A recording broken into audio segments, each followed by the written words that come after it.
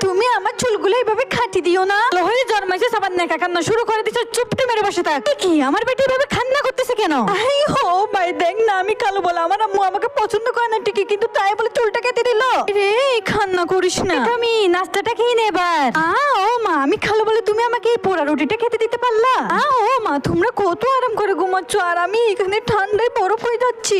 Ready করিয়ে দিলাম তোকে, এবার স্কুলে যা তো বাবা। আরে খালো, এখনো বের হতে পারলি না? কাজে না গেলে খাবি কি?